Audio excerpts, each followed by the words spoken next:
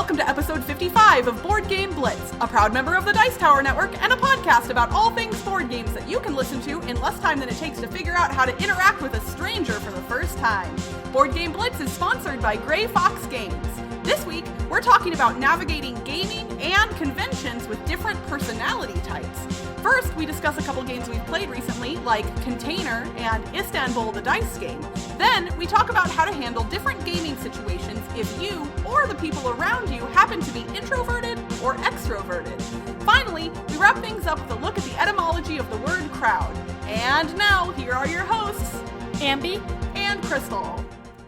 Hey there, Blitzketeers! Future Crystal here. We are very excited because we just hit 3,000 followers on Twitter this week. And that's really fun and really exciting, and it's something that we kind of thought would never happen. It's a really big number, and we're really happy about it, so we wanted to do something fun to celebrate. So we are having a contest. Our amazing sponsor, Gray Fox Games, has offered up an awesome prize to the winner. So whoever wins this contest will get to choose their prize from one of three options. Either a copy of Rising 5 Runes of Astros, a copy of Champions of Midgard, or a game bundle that includes both Super Hot and Multi-Universum. I don't know about you, but that's pretty awesome. They're letting you pick whatever you want, so you can get a prize that's perfect for you if you win. So how do you enter? All you have to do is write up a tweet using the hashtag Blitz3000 and tell us one of your favorite games that happened to show up on either Ambie's or my top 100 lists. Give us the name of the game, what number it was on one of our lists, and why you love it.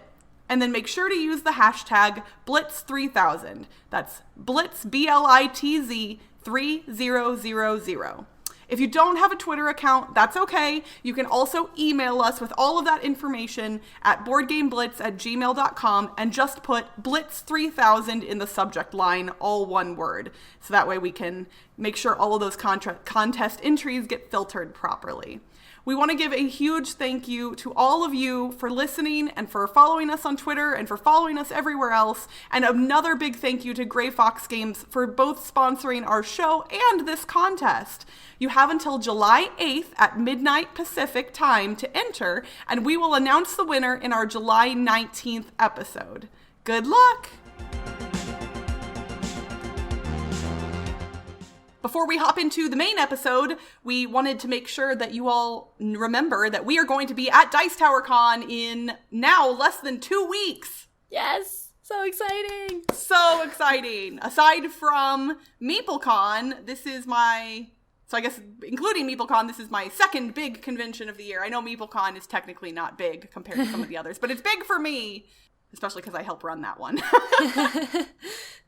But yeah, Dice Tower Con, we're going to be helping out with a lot of the Dice Tower's events, or participating in them, or attending them. And I hear that Tom has enlisted us to be referees for his live, people-sized game of Magical Athlete. And from what I hear, that is something that you all will not want to miss. I hope we get whistles.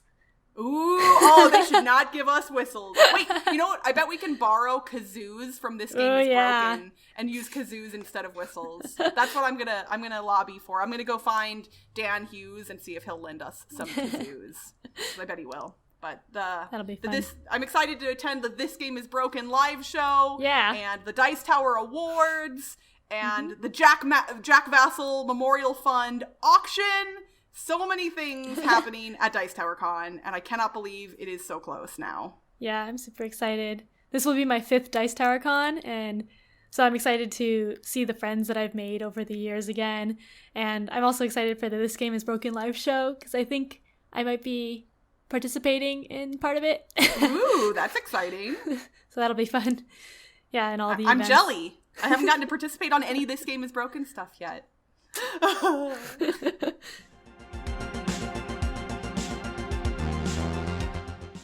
Recently, I've been playing Container, which is a game published in 2007, designed by Franz Benno de Lange and Thomas Ewert, and published by Valley Games.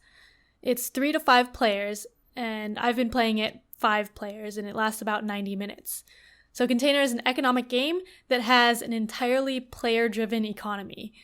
The game is about containers, like shipping containers that have different goods in them. And we play where you have to name what your goods are. There's 5 different types of goods, and you have to say what they are. What's the most interesting good that's been named so far in your games? We're not super mature, so I think we had like jars of poop. Wait, so someone's shipping giant containers filled with jars of poop? Yes. Okay. Yep. I love how you guys are like, we would like to play a heavy economic game. And then we will mention poop. Yes. So in Container, you want to have the most money at the end of the game. And that comes from cash that you have, but also from the containers that you've bought during the game. There's 5 different goods, and you can produce them, store them in warehouses, and ship them. And when you ship them, they get auctioned off. But each step, you need to sell it to another player. So if you produce something, it has to go to someone else's warehouse. They buy it from you, and then someone else buys it from them to go on their ship. And at each step, you also price the containers how you want to price them. So money is just passing back and forth between the players as the containers are moving. And the way you can get more money into the system is when you ship. You auction off all the containers on your ship in a bid. So everyone simultaneously bids, and whoever wins the auction pays the owner of the ship, and the bank pays that amount as well, so they get double money. So you can get a lot of money for shipping stuff. And then there's more money, so then people raise their prices and get more money for the other things, and just more and more money. But you could also lose money when you ship, lose money from the economy, because you can choose to buy it yourself by paying the bid amount, but then you pay the bank, and the bank doesn't give you any extra money, so the money gets lost, and then everyone's poorer, and the prices have to lower. So it's completely like player dependent on how much money there will be in the system. At the beginning of the game, each person has a card that's secret, and it has the prices of each container. And everyone values the different containers differently, the different types of goods. So someone can really want jars of poop, and other people will not. But that makes the auctions interesting, because you know how much theoretically it will be worth for you, but it's worth different for other people. And also you want to try to make things that other people want, because then they'll pay you more for it. So I've played it a few times with 5 players, and I really enjoy how you can set the prices yourself and how it depends on the players. It's all player interaction. And I like the bidding in this one. I usually get stressed out for auctions and bidding stuff, but I like how it's simultaneously bid, so you don't have to worry about raising prices. And then also, because you know your worth of the containers, you know how much the maximum bid should be for you. But another cool thing is that at the end of the game, you actually throw out the color of container that you have the most of. So you don't actually know what each thing will be worth, because you could throw it out. And you want to get a lot of things that are bad, so that your second highest will be like getting a lot of points. So that's interesting. So when you say that you have to get rid of the ones that you have the most at the end of the game, thematically, how is that explained? Just for my own curiosity's sake. I don't remember. I don't know if I've actually read the rules like all the way through, so. Oh, okay, so someone taught you the game, and that's just what happens. Yeah. Because that doesn't, it doesn't seem thematic just, offhand, but I imagine there's a reason for it, and I'd just be curious to know what that is. Maybe one of our listeners who's played Container can tweet it at us, although we might have learned it by now, by the time you're hearing this. But who knows? So if there's a thematic reason for it, I'd be curious to know what it is. Maybe they all just get stolen. Oh, no, that's sad. I don't want it to be that. I want it to be that you're so rich and prosperous that you donate the good that you have the most of to charity. Okay. That's what I'm going to go with until I hear otherwise. All right, so that was Container. And 2007 is when you said that one came out. So that one's a little bit of an older game, but it just got a reprint, right? Yeah, it has a new version, a jumbo edition. That came out on Kickstarter last year, and I think is delivering at some point this year. I'm not sure. I feel like, either soon, maybe, or a couple people have been talking about it lately, but it's people who may have gotten early copies, so. Yeah. Okay, cool. During our top 100 lists, which, if you have not checked out yet, you should head over to our YouTube channel and do that. we mentioned that one of the top games on Cassidy's list was Istanbul.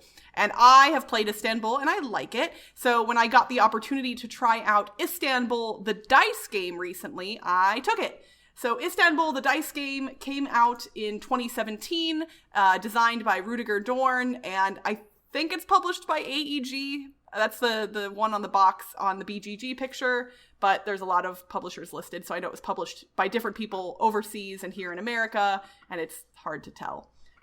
If you go back and listen to the episode where Cassidy originally talked about Istanbul, which Ambie will Episode 16. There we go. I knew you would have it because we talked about this earlier. Then you can hear about the regular Istanbul game. Istanbul, the dice game, has a nearly identical theme and similar win conditions, like goals that you're going toward, but entirely different, well, mostly different mechanisms. So in Istanbul, the dice game, on your turn, you take a handful of dice and you roll them, and then you spend those dice to do a number of things. Everyone has a player reference card that shows what you can do with different die faces. The faces of the die either have one of 4 goods, a thing that will let you draw a card, or money, which will allow you to collect money. So then you are using those dice to gain goods tokens, to buy mosque buildings, which cost different amounts of different die faces,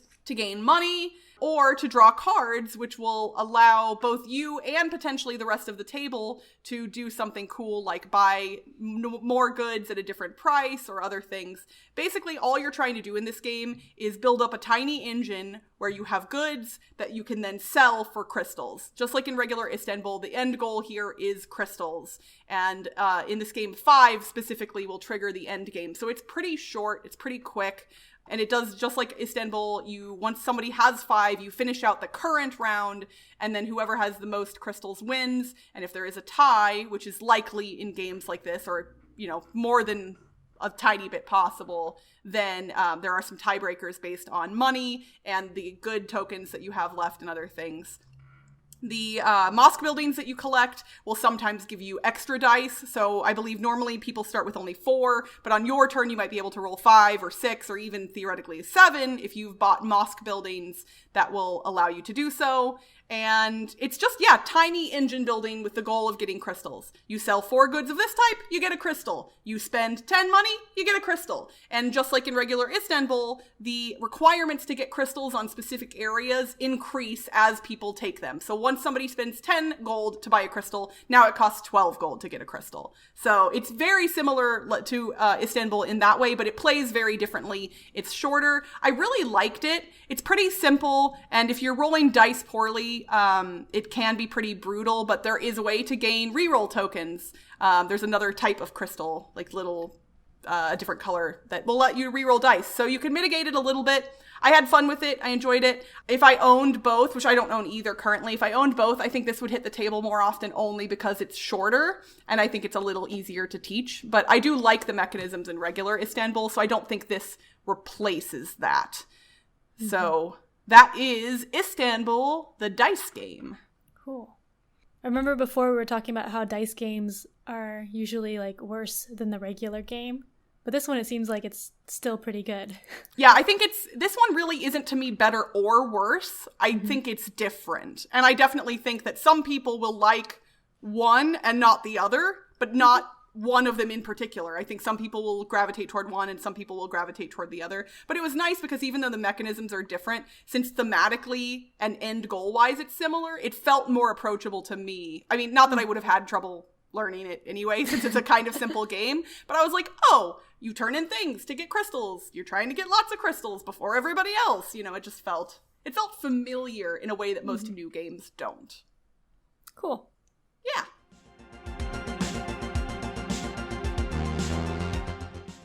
For this week's thematic segment, we wanted to touch on a topic that is related to something we've discussed in the past, but is a little different. So our very first episode was about conventions. And then I believe we revisited that topic about a year ago and talked a little bit more about something related to conventions. Or maybe we didn't. I could be misremembering, but I know we've talked about it in the past at some point. Mm-hmm. So for this episode, we're going to talk about how to navigate not just conventions, but gaming in general, if you or the people you are around happen to fall into some generic personality categories, and notably extroverts and introverts.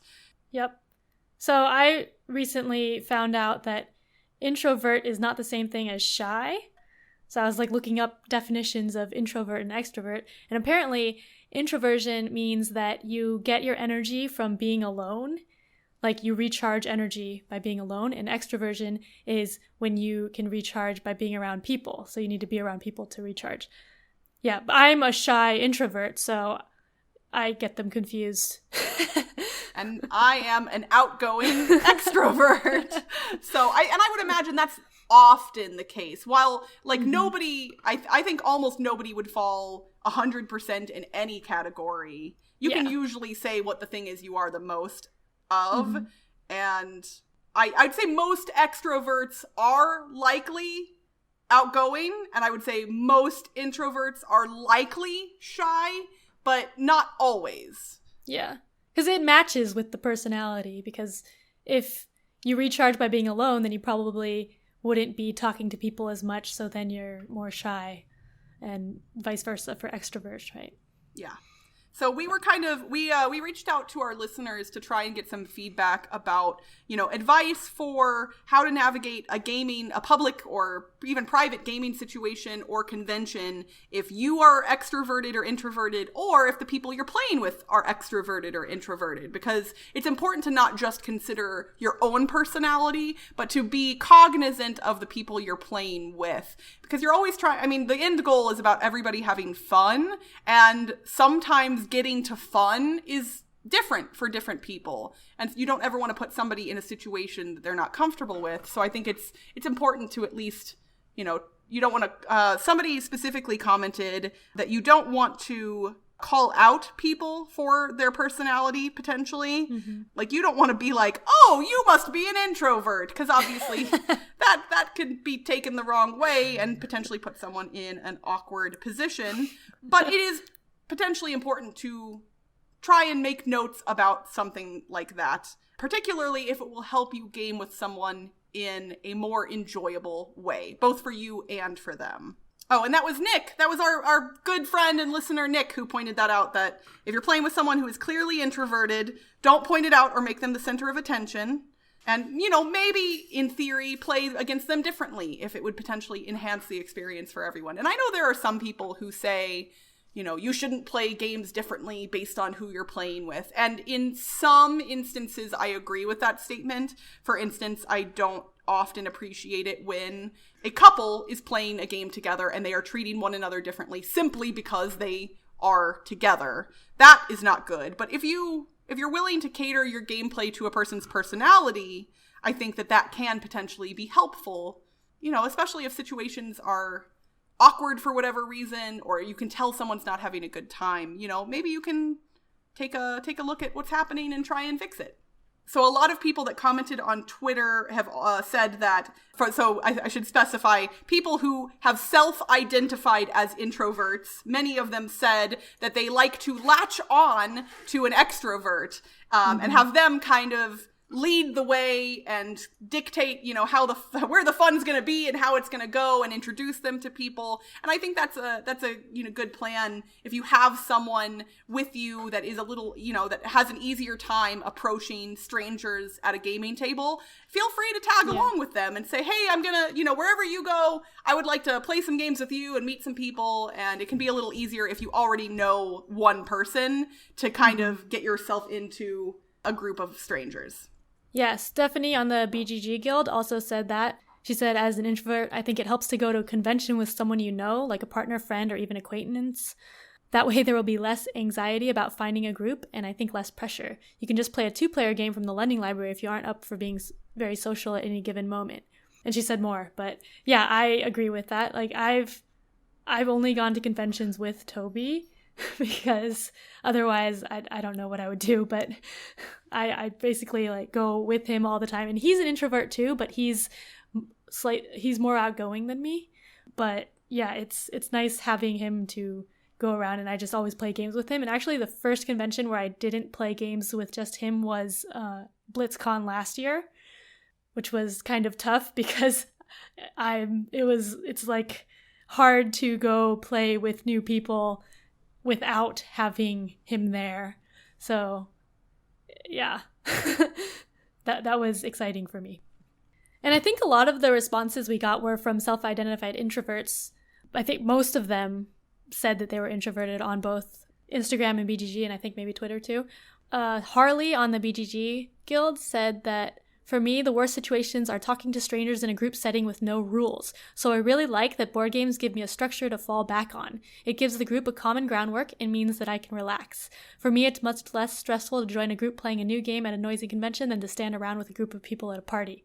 So from our very small sample size, it seems like board games work well with introverts, because there's a lot of people that responded that said they're introverted, and board games has that structure, so like you have something to do other than make small talk with people, which I think helps.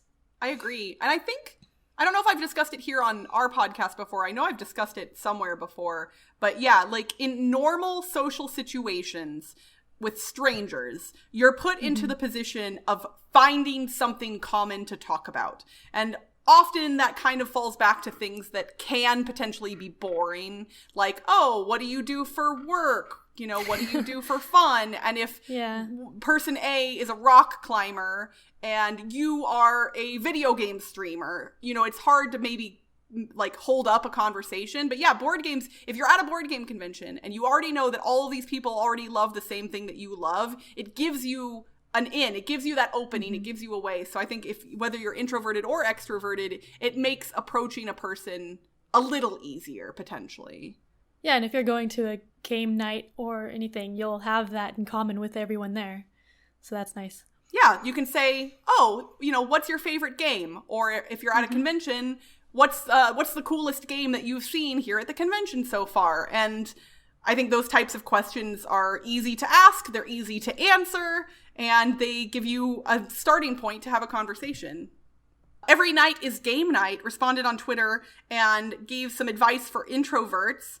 They said structure and scheduling are your best friends. If you set goals to visit a certain number of booths or to play a certain number of games in the demo hall of a convention, you know, you try not to leave it completely open-ended. And also it can potentially be easier to attend a convention if you choose to be a demo person or a volunteer. I don't know if I 100% agree with that last sentiment. I think that can force you to talk to people, but not all people would probably be comfortable demoing games or volunteering at a booth. But it is, I mean, if you are comfortable with something like that, I think it's a way to get you into conversations more easily because people would be approaching you about a specific thing.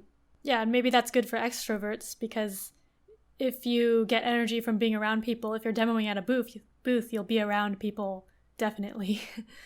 I've 100% considered doing it and just never, it hasn't made sense for me because I haven't been to any of the big conventions where that would really be.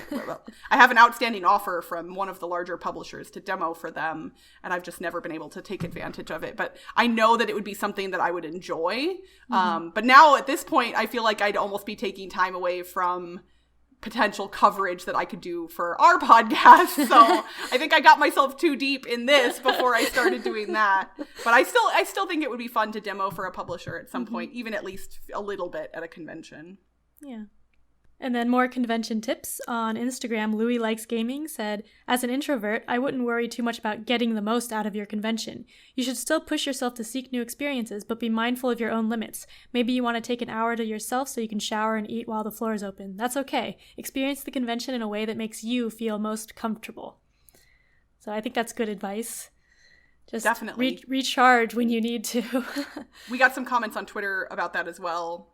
Jesse and Space Cats podcast both recommended to extroverts and introverts to, you know, take time away from things if it will help you. And it doesn't matter whether you're introverted or extroverted. I think that's important for everybody to note, because you do kind of have that fear of missing out if you leave the convention hall while it's busy and open and everyone's there. But, especially for everybody, you need time to recharge occasionally, and crowds of people, whether you get energy from others or not, eventually become kind of overwhelming. And I think sometimes a lot of people push themselves too far, and that can be potentially where emotions run high or bad situations happen. And I think you want to be cognizant of that kind of stuff. And it is okay to take a break. Board Game Blitz officially gives you permission to take a break. I should follow this advice. You honestly, it's funny. Well, and admittedly, you're younger than I am. And I feel like when I was your age, I did have the ability to do, I know we're not that far apart. It's changed significantly after I turned 30. Like, everybody says. I'm 30 now, so. Yeah. Well, I'll be 34 this year. And I get tired, and I feel tired in ways that I didn't in the past. Or it's weird. I getting old, and I know I'm not old. People don't tweet at me. I know I'm not old, but I'm saying getting older is weird. All I know is that when I was a kid and we went to the amusement park, my parents would be like, okay, let's sit on this bench for a moment. And I'd be like, why? Let's go on another ride. And now that I'm 34 years old, which is probably about the age my parents were when we were frequenting amusement parks, Mom and Dad, I get it. I understand now. I would like to sit on that bench for a little while between rides. I understand. Shout out to all the moms and dads powering through with their crazy kids wanting to ride all the rides at an amusement parks.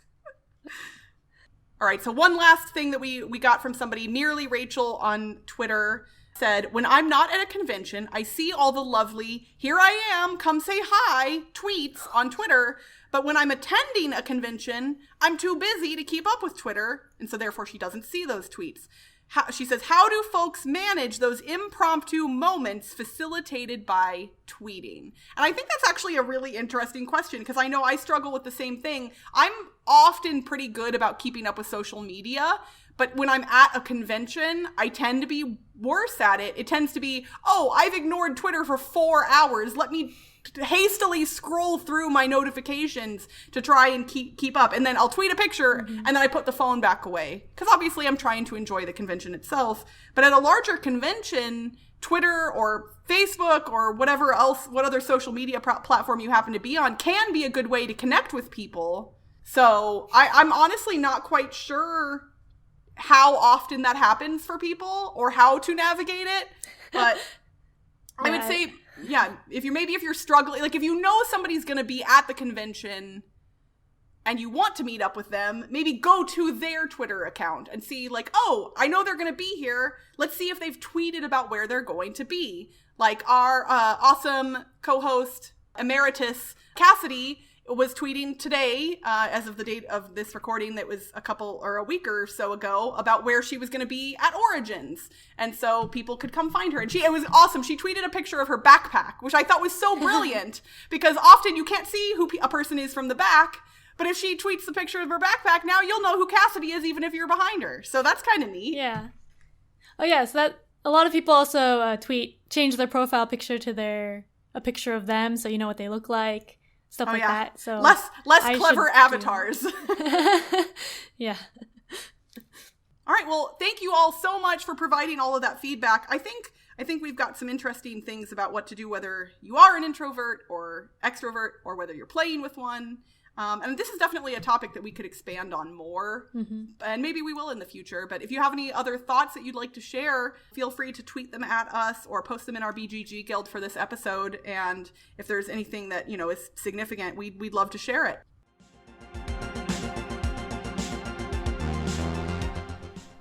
For this week's etymology segment, we're going to look at the origins of the word crowd. The noun form of the word crowd originated in the 1560s, when it meant a large group of persons or a multitude. It came from the verb crowd, and before the word was used as a noun, the more common English word that was used was press. The verb form of the word crowd came from the Old English crudan, which meant to press or crush. That word had the same linguistic derivation as the Middle Dutch cruden, which is spelled with an E instead of an A like the Old English word, as well as the Dutch kruisen, which meant to press or push, and the Middle High German kroten, which meant to press or oppress, as well as the Norwegian kryde, which simply meant to crowd. The term crowd pleaser was first used in 1943, while crowd control didn't come around until 1966, and the far more modern crowd surf was coined just a couple of decades ago in 1995. They sometimes say three's a crowd, but if you ask me, the more the merrier when it comes to having friends to play games with. And that's it for this week's Board Game Blitz. Visit our website, boardgameblitz.com, for video and blog content, as well as to get links to all our social media pages, including our Facebook, Twitter, Instagram, and Board Game Geek Guild. This episode was sponsored by Grey Fox Games. Have you picked up your copy of Multi-Universum yet? It's available now at your friendly local game store and at greyfoxgames.com. Grey Fox Games, quality games cleverly crafted. If you're enjoying the podcast and want to show us a little love, you can become a patron for as little as $1 a month. Just head to patreon.com/boardgameblitz. Our patrons get a lot of benefits, including access to our private Slack channel where you can chat with us directly anytime. Our theme song was composed by Andrew Morrow. Technical support provided by Toby Mao. Board Game Blitz is a proud member of the Dice Tower Network. Check out the other shows in the network by visiting dicetowernetwork.com. Until next time, blitz for it, blitz for it, blitz for it, blitz for it. This is the podcast life I can control. Bye, everyone. Bye!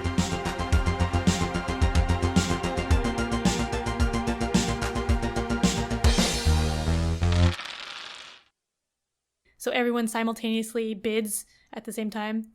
I already said that. Bye! I forgot to say bye. I know, I was like, anything? I was like, oh yeah. It's alright, you can cut out the blank space, so it's fine. Yep. I didn't say me that time. I was thinking that. I was like, I'm not gonna say me. So for last week's alliteration puzzle, a lot of you got the answer right. I mean, we did say it was an easy one, but we're still very, very proud of you for knowing that if we were to re-theme a quilt-making game for people in hospitals that love their country, what game would it be, Ambie? Patriotic Patience Patchwork. Yay! So congrats to all of you who got that right. This week, I think this one's going to be pretty easy too, but who knows? So this week we want you all to re-theme a chameleon game to be played at an unheated university. Good luck, everybody!